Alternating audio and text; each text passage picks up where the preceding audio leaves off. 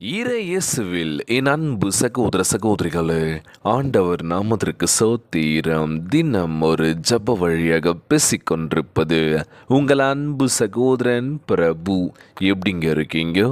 இன்றைய நாள் எப்படிங்க போச்சு? உங்களுக்கு மகிழ்ச்சியாக இருந்தீங்களோ? எப்போவுமே சந்தோஷமாக இருங்க.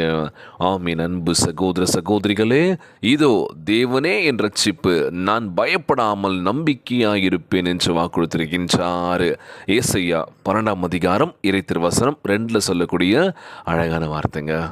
ஏசையா 12:2 எடுத்து வாசி பாருங்க. இதோ தேவனே என் ரட்சிப்பு, நான் பயப்படாமல் நம்பிக்கையாயிருப்பேன். இன்னைக்கு ஒரு பயம். பாவத்தின் சம்பளம் மரணம் என்று பார்க்குறோம். ஆமாவா இல்லையா? இது மிகப்பெரிய ஒரு வசனம். இது அப்படி பாவத்தின் சம்பளம் மரணம். இன்றைக்கி நம்ம பாவம்டா, இந்த விஷயம் பண்ணாதடான்னு சொன்னாலும் அந்த விஷயந்தான் நான் பண்ணுவேன். பாவம் ஆத்மாவை, ஆவியை, உறவுகளை கொல்லுகின்றது. மிக மோசமாக அது ஜீவனை தரும் இயேசுவிடமுள்ள உறவை துண்டிக்கின்றது.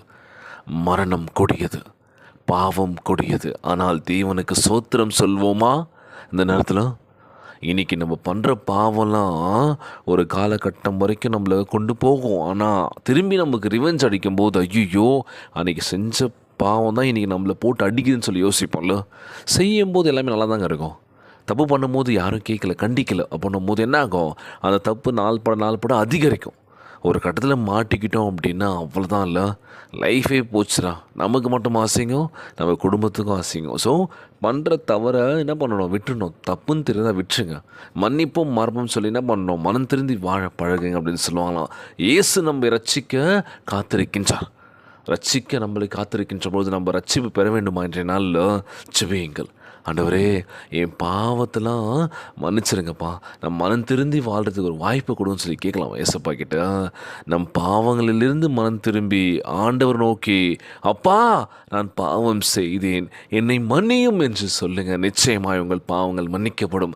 என்னை மறுபடியும் உம்முடைய பிள்ளையாக ஏற்றுக்கொள்ளுங்கள் என்று கேட்கும்பொழுது நம் ஆண்டவராக இயேசு கிறிஸ்து நம்மளை அன்போடு ஏற்றுக்கொண்டு எல்லாவற்றையும் திரும்ப தருகின்றார். பார்த்தீங்களா? இன்னைக்கு மனம் திருந்தி பேசுகின்ற ஆண்டவரே, உம்முடைய பிள்ளையை என்னை ஏற்றுக்கோங்கப்பா, நான் உம்மக்கிட்ட வரேன் ஏசப்பா, அன்போடு அரவணைத்து கொள்ளுங்கன்னு சொல்லி கேளுங்க. நிச்சயமாய் நம்ம இழந்தவற்றை, நமக்கு கிடைக்காத ஒரு சில விஷயங்கள் நம்ம ஆண்டவராக இயேசு கிறிஸ்து திரும்ப தரப்போக்கின்றார். கலங்காதீங்க, பயப்படாதீங்க, நம்புங்க, விசுவசியுங்கள். நிச்சயமாய் ரெட்டிப்பான ஆசீர்வாதத்தை நம்ம ஆண்டவராக இயேசு கிறிஸ்து கொடுக்க போக்கின்றார். உங்களுக்கு உதவும்படி அவரிடம் கேளுங்கள். ஆம் என் அன்பு சகோதர சகோதரிகள், நிச்சயமாகவே முடிவு உண்டு, நம்பிக்கை வீண் போகாது என்று வாக்குத்தத்தத்தை நம்ம ஆண்டவராக இயேசு கிறிஸ்து கொடுத்திருக்கின்றார். நீதிமொழிகள் 23:18 சொல்லக்கூடிய வார்த்தைங்க இது. சோர்ந்து போகாதீங்க, மனம் உடஞ்சிடாதீங்க. நிச்சயமாய் முடிவு இருக்குங்க.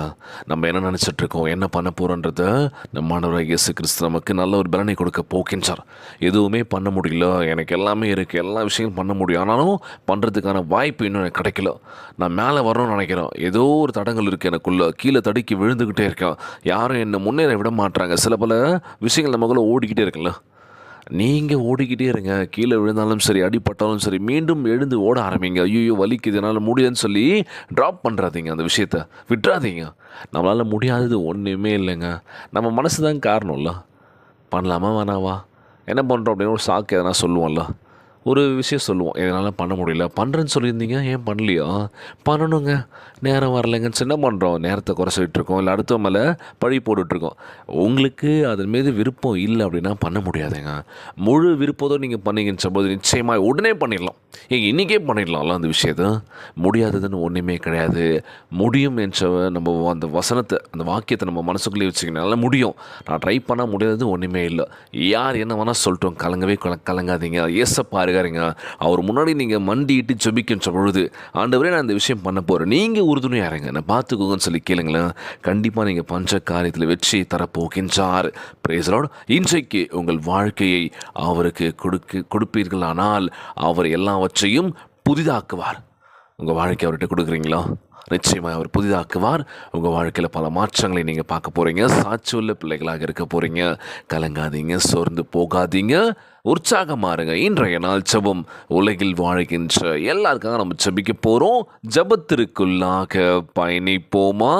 எங்களை மிகவும் அதிகமாய் நேசிக்கின்ற அன்புள்ள ஆண்டவராகிய இயேசுவே, இன்றைய நாள் வாக்குறுதி வசனத்திற்காக நன்றி ராஜா. அன்புள்ள ஆண்டவரே, இயேசு கிறிஸ்து மூலமாக நீர் அருளும் ரட்சிப்பு என்னும் ஈவுக்காய் உம்மை சோத்தரிக்கின்ற தகப்பனே, இப்பொழுதும் எங்கள் பாவங்களை உம்மிடம் அறிக்கையிட்டு மன்னிப்பை கேட்கின்றனப்பா. இளைய குமாரனாகிய அவன் தகப்பனை அணைத்து கொண்டதைப் போல நீர் எங்களை இன்றைக்கு அணைத்து கொள்ள வேண்டும் என்று வஞ்சிக்கின்ற ஆண்டவரே, எங்களை பார்த்துக்கோங்கப்பா. எங்கள் பாவங்களை கழுவி எங்களை சுத்திகரிப்பீராக, பரிசுத்தப்படுத்துவீராக, சீர்படுத்தும் உம்முடைய அன்பினால் நிரப்புங்க ராஜா. பாவத்தை விட்டுவிட்டு திரும்பவும் உம்முடைய ரட்சிப்பின் சந்தோஷத்துடன் செல்லவும் உதவி செய்யுங்க ராஜா. உம்முடைய ரட்சிப்பின் சந்தோஷம் எங்கள் வாழ்வை பலப்படுத்த வேண்டும் என்று கேட்கிற ஆண்டவரே, எங்களை உம்முடைய பிள்ளைகளாக ஏற்று எங்கள் வாழ்வில் ஒவ்வொரு விஷயத்தையும் நல்லபடியாக முழுத்தி கொடுப்பின நம்புகிறேன் ஏசப்பா. நாங்கள் யாரையும் நம்பி இல்லை, உம்மை மட்டுமே நாங்கள் நம்பியிருக்கோம். உம்முடைய அன்பான பிள்ளையாக நாங்கள் எப்போது இருப்போம் என்று வாக்கு கொடுக்குறோம் ஏசப்பா. உம்மை முழுமையாக நம்புகின்றோம் தகப்பனே. நாங்கள் பயப்பட மாட்டோம் என்று வாக்கு கொடுக்குறோம் ஏசப்பா. ஏன்னா நீங்கள் எங்கள் கூட இருக்கீங்க. நாங்கள் எதுக்கு பயப்படணும்னு சொல்லி எங்கள் கூட இருந்தவங்களை பத்திரமாய் பார்த்துக்கோங்கப்பா. நாங்கள் செய்யக்கூடிய ஒவ்வொரு விஷயத்திலையும் நீங்கள் எங்கள் கூட இருந்தவங்களை பத்திரமாய் பாதுகாத்து கொள்வீரேன் நம்புகிறேன் ஆண்டவரே. இந்த ஜபத்தை கேட்டுக்கொண்டிருக்கின்ற என் அன்பு சகோதர சகோதரிகள், என் அன்பான உறவுகள் எல்லோரையும் பார்த்துக்கோங்கப்பா. யாருக்கு எந்த கஷ்டங்கள் துன்பங்களை கொடுத்துறாதீங்க ராஜா. நோய் நொடியினால் அவதிப்பட்டு கொண்டிருக்கின்ற ஒவ்வொரு சகோதர சகோதரிகளை உமது கரங்களால் தொட்டுதல் அகற்றி போடுவீராக. உம்மால் கூட காரியம் ஒன்றும் இல்லாண்டவர் எல்லோரையும் பார்த்துக்கோங்கப்பா. நிச்சயமாகவே முடியும் உண்டு, நம்பிக்கை வீண் போகாது என்ற உடைய வாக்குத்தத்தை நான் நம்புகிறேன் ஆண்டவரே. எங்கள் வாழ்க்கையில் நாங்கள் நடந்துட்டுருக்க ஒவ்வொரு விஷயத்தை பார்க்கும்போது சங்கடங்கள், பிரச்சனைகள் எல்லாமே நடந்துட்டுருக்கு ஏசப்பா. இதெல்லாம் நடக்கூடாது ஆண்டவரே. சந்தோஷத்தை கொடுங்க, குடும்பத்துக்குள்ள மகிழ்ச்சியை கொடுங்கன்னு சொல்லி கேட்குறோம்ப்பா. கண்ணீரும் கவலையுமா ஜெபிக்கின்ற ஒவ்வொரு பிள்ளைகளை பாருங்கப்பா. கண்ணீரை தொடங்க ராஜா, கவலையெல்லாம் அகற்றி போடுங்கப்பா. நோய் நொடியினால் அவதிப்பட்டு கொண்டிருக்கின்ற ஒவ்வொரு சகோதர சகோதரிகளை உமது கரங்களால் தொட்டுதல் அகற்றி போடுவீராக. உம்மால் கூட காரியம் ஒன்றும் இல்லாண்டவரே. ஒவ்வொரு குழந்தை செல்வங்களை ஆசீர்வதிங்க. உடல் தெம்பும் வலிமை தர வேண்டும் என்று கேட்குறோம்ப்பா. கணவன் மனைவிக்குள்ள ஒற்றுமையை கொடுங்க, சமாதானத்தை கொடுங்கன்னு சொல்லி கேட்கிறோம்ப்பா. எல்லோரும் நல்லா இருக்கணும் ஆண்டவரே.